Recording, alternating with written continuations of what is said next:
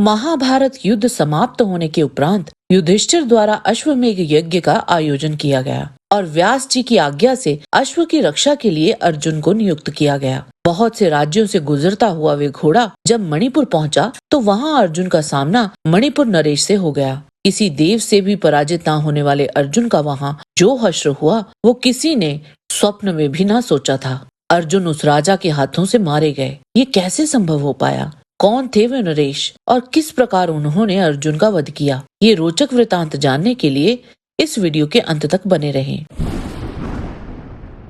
मणिपुर नरेश बभ्रुवाहन ने जब सुना कि मेरे पिता आए हैं तब वह बड़ी विनय के साथ उनके दर्शन के लिए नगर से बाहर निकला। मणिपुर नरेश को इस प्रकार आया देख धनंजय ने क्षत्रिय धर्म का आश्रय लेकर उसका आदर नहीं किया। उस समय अर्जुन कुपित होकर बोले, बेटा तेरा ये ढंग ठीक नहीं है। जान पड़ता है कि तू क्षत्रिय धर्म से बहिष्कृत हो गया है। मैं महाराज युधिष्ठिर के यज्ञ संबंधी अश्व की रक्षा करता हुआ तेरे राज्य के भीतर आया हूँ, फिर भी तू मुझसे युद्ध क्यों नहीं करता? तुझ दुर्बुद्धि को धिक्कार है। तू निश्चय ही क्षत्रिय धर्म से भ्रष्ट हो गया है, क्योंकि युद्ध के लिए आए हुए मेरा स्वागत सत्कार तू साम नीति से कर रहा है। नराधम, यदि मैं हथियार रखकर खाली हाथ तेरे पास आता तो इस ढंग से मिलना ठीक हो सकता था। अर्जुन जब अपने पुत्र बभ्रुवाहन से ऐसी बात कह रहे थे उस समय नाग कन्या उलूपी उस बात को सुनकर उनके अभिप्राय को जान गई और धरती छेद कर वहां चली आई और बभ्रुवाहन के पास आकर बोली,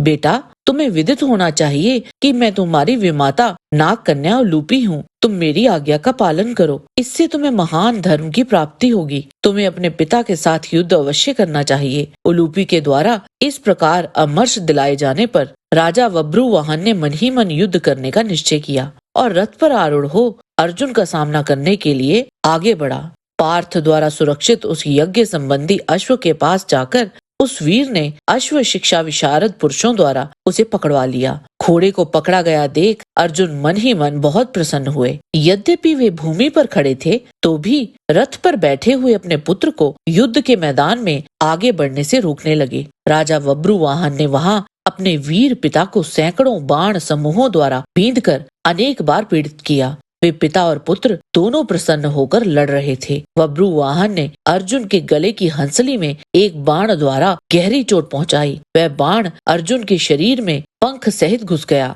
और उसे छेदकर पृथ्वी में समा गया। इससे अर्जुन को बड़ी वेदना हुई। वह अपने धनुष का सहारा लेकर मुर्दे के समान हो गए। थोड़ी देर बाद होश में आने पर अर्जुन ने अपने पुत्र की प्रशंसा करते हुए कहा, पुत्र तुम्हारे योग्य पराक्रम देखकर मैं तुम पर बहुत प्रसन्न हूँ। ऐसा कहकर अर्जुन ने बभ्रुवाहन पर नाराजों की वर्षा आरंभ कर दी, परंतु राजा बभ्रुवाहन ने उन समस्त नाराजों को अपने भल्लों द्वारा काट कर गिरा दिया। अर्जुन अपने बेटे के पराक्रम से बहुत प्रसन्न हुए थे, इसलिए वे उसे अधिक पीड़ा नहीं देते थे। बभ्रुवाहन पिता को युद्ध से विरत मानकर बाणों द्वारा उन्हें पुनः पीड़ा देने लगा। उसने परिणाम पर विचार किए बिना ही एक तीखे बाण द्वारा पिता की छाती में एक गहरा आघात किया। वह बाण अर्जुन के मर्म स्थल को विदीर्ण करके भीतर घुस गया। उस बाण से अत्यंत घायल होकर कुरुनंदन अर्जुन मूर्छित हो पृथ्वी पर गिर पड़े। अर्जुन के धराशायी होने पर बभ्रुवाहन भी मूर्छित हो गया। वह भी अर्जुन के बाण समूहों द्वारा पहले से ही बहुत घायल हो चुका था। अतः पिता को मारा गया देख वह भी युद्ध के मुहाने पर अचेत होकर गिर पड़ा। पतिदेव मारे गए और पुत्र भी संज्ञा शून्य होकर पृथ्वी पर पड़ा है। ये देख चित्रांगदा ने संतप्त हृदय से सम्रांगण में प्रवेश किया। तदंतर चित्रांगदा पति वियोग दुख से संतप्त होकर विलाप करती हुई मूर्छित हो गई और पृथ्वी पर गिर पड़ी। कुछ देर बाद होश में आने पर चित्रांगदा ने नाग कन्या उलूपी से कहा, उलूपी देखो, हम दोनों के स्वामी मारे जाकर रणभूमि में सो रहे हैं। तुम्हारी प्रेरणा से ही मेरे बेटे ने अर्जुन का वध किया है। आज पुत्र से पति की हत्या कराकर तुम्हें शोक या पश्चाताप नहीं हो रहा है? इसका क्या कारण है? हमारे ये पति देव भूतल पर पड़े हैं। मृत्यु के वश में पड़ा हुआ मेरा ये बालक चाहे सदा के लिए भूमि पर सोता रह जाए, किंतु अर्जुन अवश्य जीवित हो, यही उत्तम है। थोड़ी ही देर में राजा बभ्रुवाहन को पुनः चेत हुआ। वह अपनी माता को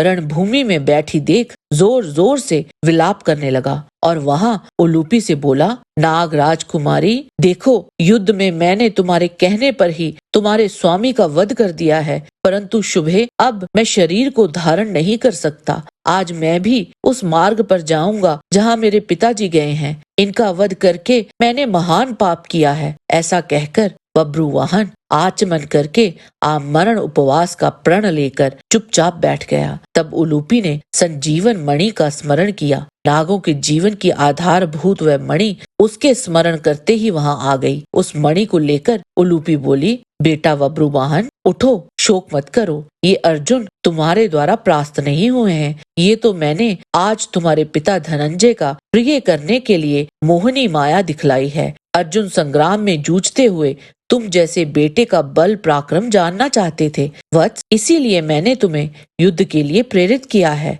मैं ये दिव्य मणि ले आई हूँ। यह सदा युद्ध में मरे हुए नागराजों को जीवित किया करती है। तुम इसे लेकर अपने पिता की छाती पर रख दो। उलूपी के ऐसा कहने पर बभ्रुवाहन ने अपने पिता पार्थ की छाती पर स्नेह पूर्वक वह मणि रख दी। उस मणि के रखते ही शक्तिशाली वीर अर्जुन पुनः जीवित हो उठे। जब अर्जुन ने उलूपी से मणिपुर आने का कारण पूछा तो वो बोली, महाभारत युद्ध में आपने जो भीष्म को अधर्म पूर्वक मारा है, उस पाप का ये प्रायश्चित कर दिया है। उसकी शांति किए बिना ही यदि आप प्राणों का परित्याग करते तो उस पाप कर्म के प्रभाव से निश्चय ही नरक में पड़ते। पूर्व काल में वसुओं तथा गंगा जी ने इसी रूप में उस पाप की शांति निश्चित की थी, जिसे आपने अपने पुत्र से पराजय के रूप में प्राप्त किया है।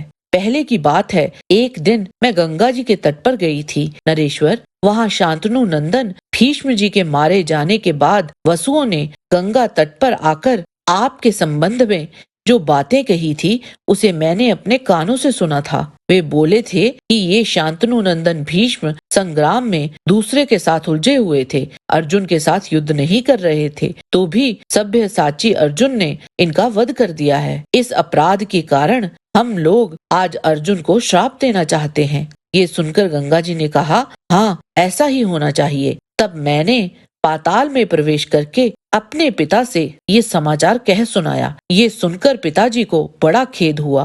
वे तत्काल वसुओं के पास जाकर उन्हें बारंबार प्रसन्न करके आपके लिए उनसे बारंबार क्षमा याचना करने लगे। तब वसुगण उनसे इस प्रकार बोले, महाभाग नागराज, मणिपुर का नवयुवक राजा बभ्रुवाहन अर्जुन का पुत्र है। वह युद्ध भूमि में खड़ा होकर अपने बाणों द्वारा जब उन्हें पृथ्वी पर गिरा देगा, तब अर्जुन हमारे श्राप से मुक्त हो जाएंगे। और इस प्रकार अर्जुन माया द्वारा बभ्रुवाहन के हाथों से मारे जाकर उस श्राप से मुक्त हुए। जय श्री कृष्ण।